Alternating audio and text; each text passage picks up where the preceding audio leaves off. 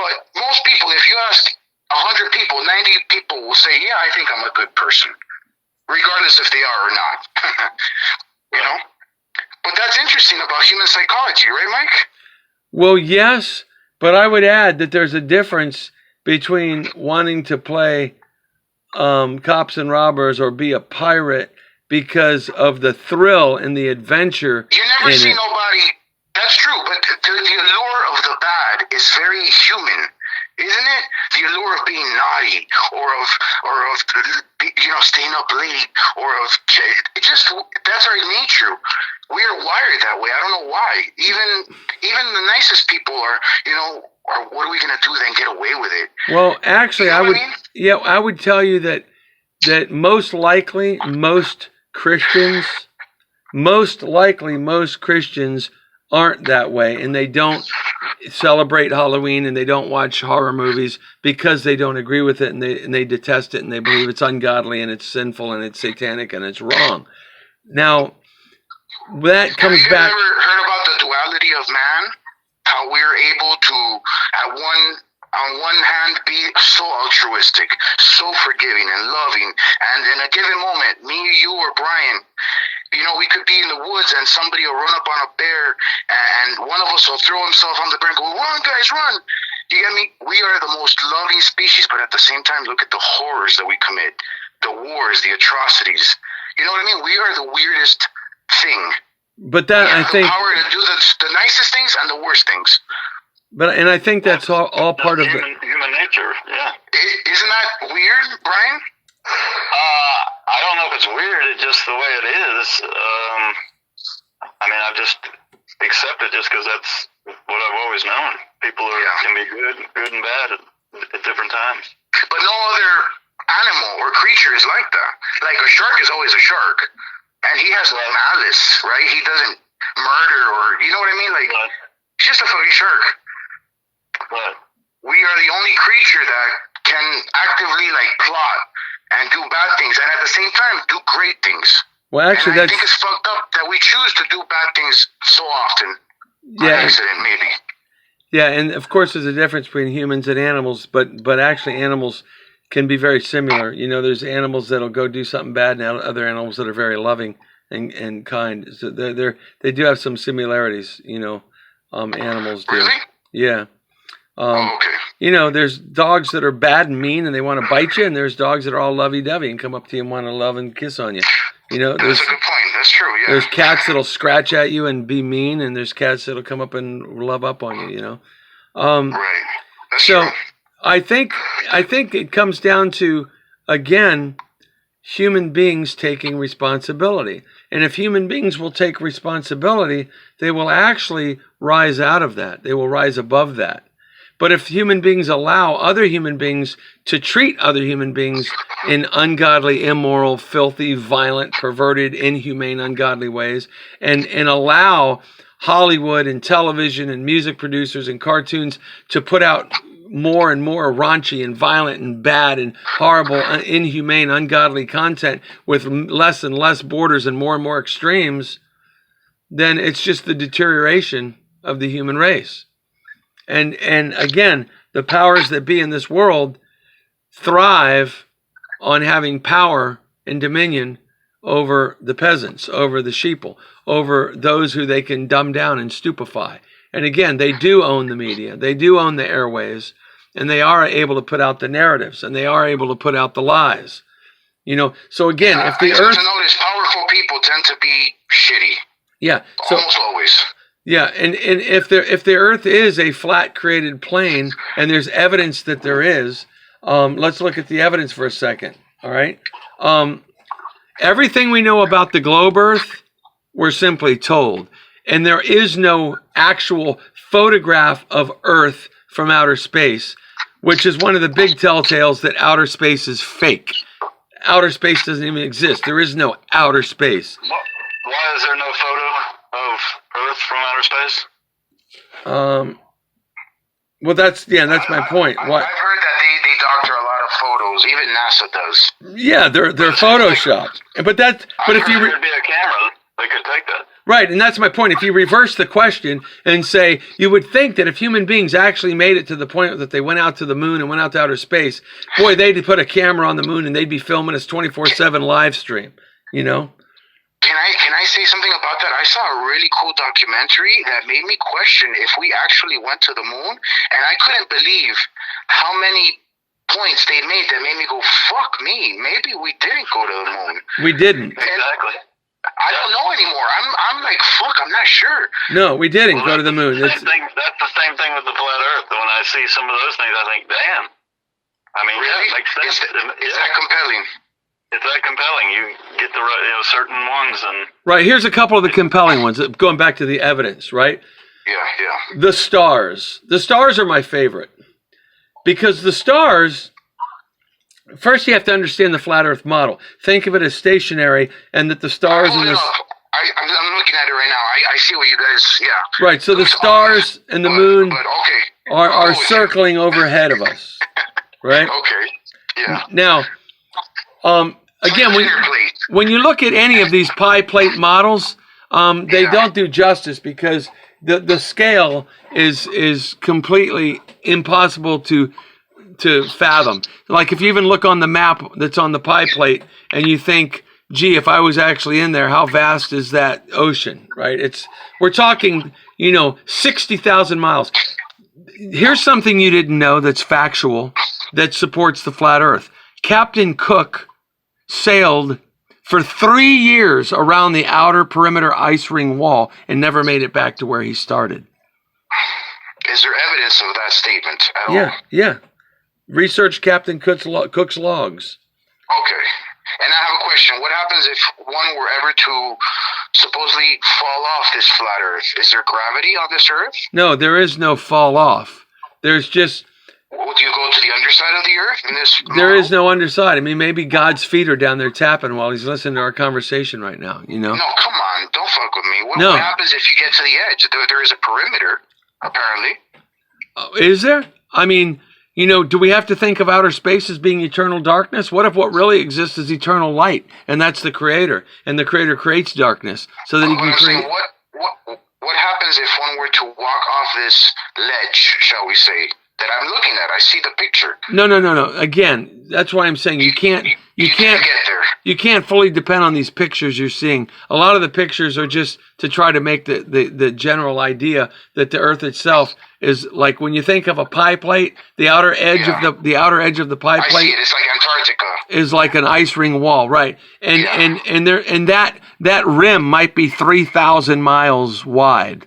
And it just goes into frigid 300 degrees below zero into frigid darkness, so they can't even traverse it. They can only go so far, and then that's it. You never hear from them again. It just goes in. We don't know where it goes. There's no edge, so to speak. I see. Right. Now, the stars are circling overhead, right? Here's the point.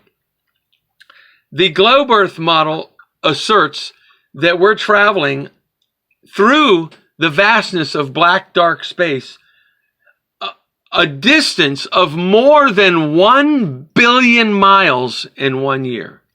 In 1 year, we've moved from this location in dark, black outer space to 1 billion miles away, right? What are you talking about? Like the galaxy? What do you mean? Or just the spinning of the Earth? What do you mean? That the Earth... Which, by the way, they've come up with other models to try to, because this is getting in their way. So now they're creating models that everything is traveling, that the whole galaxy is traveling through the blackness of space. But then they get in trouble with that one. So then they have to start saying, oh, there's other galaxies out there moving too. And maybe one day galaxies will crash into each other. And they start coming up with all this hypothetical bullshit. And they get the Dr. Kuru Duru, whatever his Japanese name is again, to come on there and talk. Yeah, to talk shit, to confuse people. But we can sit here all day and talk theoreticals and hypotheticals and bullshit. That's not what we're here to do. We're here to talk about about the actual evidence and the facts. And the facts are that they do say that we're traveling, that the Earth is moving through space. Right, in an orbit, supposedly. Right, around the sun, traveling more than 1 billion miles. More than 1 billion miles in a year. Why do you disbelieve that? Actually, I got to take that back. We travel farther than that because they claim that the Earth is traveling around the sun at that rate of speed. But the sun is traveling even faster. So it's billions of miles that we're traveling through space, according to their model. That's what they assert. Now, the stars overhead, the biblical, godly equation is that the stars were placed in the heavens above us and they circle overhead. And the fact that the stars move out of place for the seasons, and then 1 year to the day later, they move right back into the exact same spot that they were in. That is consistent with stars being over a flat plane that are moving out of position and coming back into their position. Whereas, if the Earth... Wait, you're talking about the firmament. So there's a limit to space according to your model. Right. And what about the planets? There are no planets? Again, the planets are going to be right in the same lines as sonoluminescence. They're just holograms on this dome, supposedly. I wouldn't even say holograms. I would say they're vibrational frequencies of art that the Creator put up there. Okay. So we're living in a... Mike, that's a stretch, let me tell you. That's a fucking... Of course it is. Yeah. Listen, but the Illuminati is a stretch for most people. Fair, but this is the difference. For example, but wait, Chris, Illuminati. You grasp the point I made, because you didn't even grasp it yet. That if it's a stretch to think that there's some stars over our head up in a dome. That's a stretch. But how much of a stretch is it to say that if the Earth was traveling billions and billions of miles every year, that the fucking stars would be in a different location? They'd be out of place. They'd be moving. They'd constantly be changing. You can't have the Earth traveling in a direction for billions and billions of miles over the course of years and the stars all still be in the same fucking spot. That is kind of strange. I don't know. I'm not a fucking astrologist or astronomer, but I know that certain things, for example... Wait a minute. Grasp what I just said. Is all you did was quit by saying, I don't know, I'm not an astrologer. Because I don't want to talk about things that I don't know, like if I do. But that's a common sense thing. Does your common sense...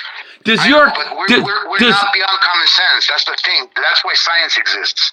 Science exists to show why things happen. No, wait. Let me we don't understand intuitively. No, science is observable. With reality. Science. Reality. Wait, Brian, please. What is that? You said we got to stay within reality, right? Right. So for example, there's laws to physics. Reality. Which one? Common sense is reality. But you don't think that there are things that the mind of a normal human we can't grasp? Like, for example, the idea of infinity, or the idea that, I don't know, that the Earth is like X miles big and the sun is 3,000 times the size of these are things that the human mind is not meant to grasp, but we can prove them through science. That's what I'm saying. Like, some things are counterintuitive, but it's true. For example, plastic. Plastic is not in nature. How the fuck do we make plastic? Yet plastic exists because we use science to create molecules that make plastic. And plastic is counterintuitive. If you show plastic to somebody from 1542, they would think that we were like witches or warlocks. But it's true. We can make that. But you can actually see the process of making plastic. You can't see the proof that the sun is 50 billion times bigger than the Earth or whatever it is. You can't see that. You just have to. All right, let me read. Good point. I'll concede that. You're right. I can't see it. You're right. And let me add this. It's a post of mine. I also can't see this weird dome that we live in either. And I can't see the firmament. And I can't. You get me? Why do I have to believe that narrative? Well, you don't. And you don't have to believe the round Earth either.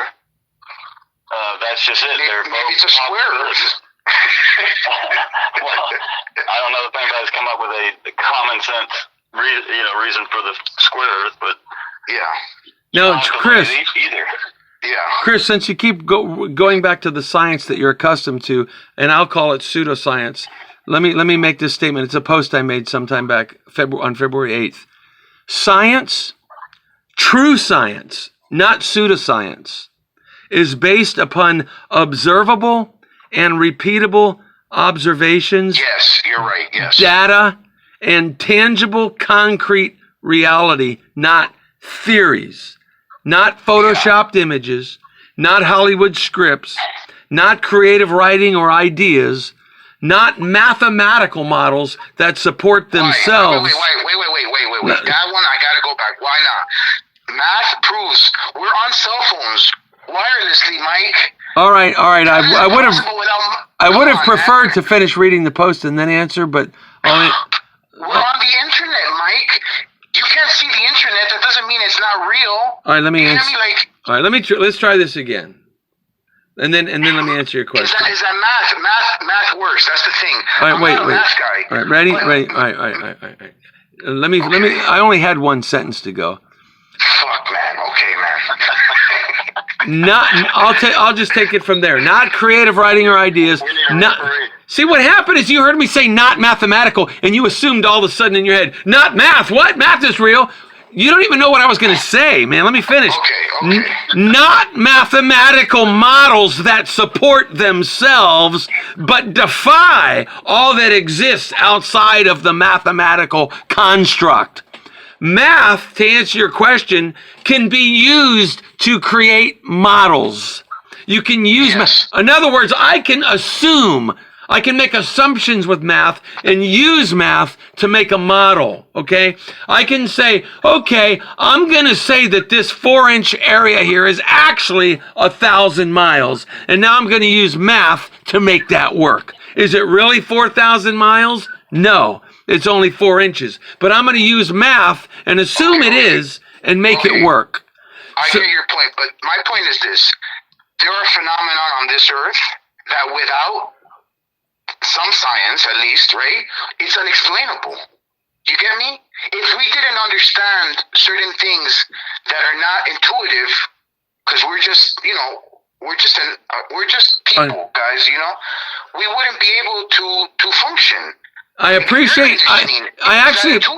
actually appreciate the point you're making, because it really helps to validate the true essence of this whole discussion we're having. Is basically comes down to the fact that if we go back to, again, I'm going to call it pseudoscience, what you're accustomed to being as science, they are constantly putting assumptions and theories into the equation. And then they're using math to make it work. That doesn't mean it's true. They're just using math to make a theory or an assumption work. There's a difference between that and going back to what I said to you earlier about what does your common sense tell you? What does your common sense tell you? What does your God-given thinking mind tell you? Because most people's minds are not able to grasp phenomenon without. That's why science exists. Science was invented by people like the Greeks who saw things that they couldn't explain by obviously, a rock falls down because it always wants to go downwards. And you're like, what the fuck does that? There's a rule behind phenomenon that we don't understand. Right. So let's hit one more. Let's hit one more on evidence. I just mentioned the stars. The simple fact of the matter is, for many people, their common sense tells them, wait a minute, if the Earth was trapped. But let's not talk about astronomy, because it's concepts that are beyond the scope of any of us. Let me just make why do I, if I drop an apple, does it fall? It's not magic. You would say because of gravity. I would say because the apple has greater density than the air. And because everything is based upon electromagnetism and vibrations and frequencies. So when I say the apple... vibrations and frequencies, why is that valid and not gravity? You get me? Like, how do you get to pick and choose which ones? Because they'll tell you themselves that they can't explain gravity. I can't explain it. I just tell you it's there. And then if you start questioning it with common sense again, like this... Right, they can't explain it, but it is so obvious. Wait, right? No, it's actually so obvious that gravity doesn't exist. Here's the obvious that gravity doesn't exist. You think the obvious that gravity exists is because... Ready? Get this. Mass. Listen. Of mass. Listen. You think the obvious that gravity exists is because the mass is so great that therefore the power and the force is so great that it can hold down trillions and zillions of tons of ocean water. Yes. Therefore, I say that. Hold on. Therefore, I say that force. You're that screaming, Mike. You're screaming. Because you keep interrupting. That's why I'm starting to raise my voice. Come on, man. We're having a fun time here. I know, but don't. Let me at least finish my thought. Okay. Yeah, let each other finish their thoughts. That would probably work out better. I'm saying that you believe gravity exists because density is so great that the force is so tremendous that it has to and can hold down trillions of tons of ocean water. And then I will say, to the contrary, that kind of force that can hold trillions of tons of water to the mass of the earth, sucking it towards the center, would not allow the butterfly to fly lightly in the sky. And it would not allow me to leap from the ground. It would be sucking my ass right down to the fucking pavement. Okay, so I'll repeat it so that if any of the listeners get it. You're saying that gravity is contradictory. That at the same time it's so powerful that it holds the ocean to the earth, yet at the same time butterflies can fly. Right? That's one example, yeah. You know. Okay. Please, Brian, go ahead. No, well, all right. So, Mike, what's the flat Earth gravity? Gravity theory. There is no such thing as gravity. Gravity is a fabricated construct to try to justify their model. The reality is Tesla, in my opinion, was the smartest man on the planet. And if you research his works, he was a monster. Yes, he was. Most of which were confiscated by the government. His patents were confiscated. If you research that man, you'll at least learn enough to know that he said everything is based upon frequencies and vibrational frequentism. Okay, so why aren't we floating around, or why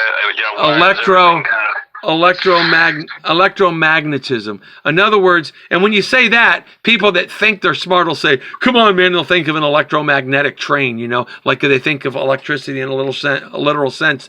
But yet they'll acknowledge at the same time there are varying degrees and varying forms of electromagnetic or electrostatic electricity. For instance, I can rub my feet across the floor and drop a tiny little piece of paper, and guess what?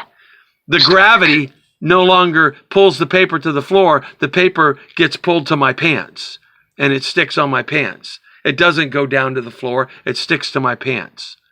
So just the example of static electricity as being a form of attraction is sufficient to say that there is we know that the earth has electricity in it. We know that we're electromagnetic. They acknowledge all those things, but then they want to deny the possibility exists that when you drop something that has greater density into something with less density, that it's simply a matter of density. And why is it going down instead of up? Because it's closer to the earth. So there's an electromagnetic or static pull to it. My question is, if you're willing to use evidence like science to back up that, why do you get to pick and choose which part of sciences work? I just told you because there's a difference between. How do you know that one works? Let him finish, Mike. How do you know that one works? Is all I'm saying. Like, how do you know that vibrational frequencies, which given you might be right? Fuck it, I'll go with you. Okay, but how is it that you can ascertain that aspect of science is true? Because the powers. It's true. I can't see vibrational frequencies either. You get it? It's weird to say just because I can't understand or see something, it's not true. See, again, every time you ask me a question, I start to answer it, and then you keep going. So to answer the question... You're picking and choosing is all I'm saying. I'm not picking and choosing. No, you are picking and choosing. No, I take most science as fact. Most. Mind you, I'm not a scientist, but it seems like it works. Right. We're on the internet talking on cell phones. What you, again, you're I don't want to say splitting hairs. You're you're saying, you're like asserting that I don't accept science when I just got through reading to you that I don't accept you pseudoscience. accept some science. I accept real science, not pseudoscience. And what makes you the authority to distinguish between pseudo and non-pseudo? Just because it's counterintuitive, that's all, right? No. Because I'm intelligent enough and I have enough reason and intellect and common sense to ascertain and discern, aside from the fact that I'm told that they incorporate theories and assumptions into their, therefore, pseudoscience. It is pseudoscience because they are constructing things with assumptions and theories. Whereas everything I believe is based on observational, factual, actual evidence. For instance, the stars, I see them, they move out of position, but they come right back to where they were. Common sense tells me if I was traveling billions of miles through space, those stars would be in a different position. Probably the next day, let alone a year later. Certainly 10 years later. All right, Mike, hold on one second. So, Chris, you're saying as far as gravity goes, you believe that you believe gravity is real because the scientists say it, but then Mike is bringing up a different possibility. Why explain it? Right. Right, to explain it. Why not be open to that possibility? I mean, why believe the scientists on gravity when nobody can prove what gravity is really? I don't. Bro, gravity Call is from tough. Joshua. I don't certainly know about gravity, but gravity and its equations predict so many of the things that are observable, like the trajectories of bullets, the trajectories of orbits, of celestial bodies. Like, it's used to calculate so many things. And that's what I mean. Like, that's beyond the scope of most of us. I don't know enough. I've not studied gravity. I'm a fucking, I'm just a guy. All these theories prove it. Right. All the theories that people have come up with. Right. The idea of gravity, of this weird force that is unexplainable, predicts the movements of things that are otherwise, you're like, why does that happen? I don't know if Mike's ideas do. Maybe they do. But I don't see any evidence. I don't see peer-reviewed articles talking about vibrational frequencies and how gravity... Like, it's not even like climate change, which is 50-50. That people is it real? Is it not real? Please let me interject on that. Let me interject right there. Because you brought up... There's a debate. Since you brought up climate change and we're bringing up that issue, it segued perfectly into what I was wanting to say that goes back to this. The powers that be in this world do not want people to know about electromagnetic realities. Because that equals free energy. Okay, fine, maybe. So what this comes back to is that the powers that be in this world are stupefying people and keeping them going down some bullshit pseudoscience path of thinking because they can control the narrative and can control their life and tell them how they're going to live and where they're going to live and what they're going to pay for. Okay? So if everybody knew, it's like the media. We know it's fake news. Most people acknowledge that. We know it's bullshit. They admit it's bullshit, but yet people keep fucking swallowing it. So let's delineate the difference between, now we're going to talk about humanistic issues like politics, ideas, the media. I'll go with you down that rabbit hole because that shit is deep. But what I'm telling you is the powers that be that own that media. I'm sorry? Let Chris finish his point there. Thank you. Thank you. I want to say that when we're talking about the things that are not science related, the possibilities can be far more real because there are systems within systems. You get me? When you talk about the powers that be and fake news, and news is basically just people telling people things, right? Through the airways. How do we know it's true? I don't know that it's certainly true. It's not repeatable evidence like you say, Mike. I think there's far more conspiracies and far deeper rabbit holes in that aspect of things than in the science realm. The science realm seems to me to be more solid than the other stuff. That's all. Right.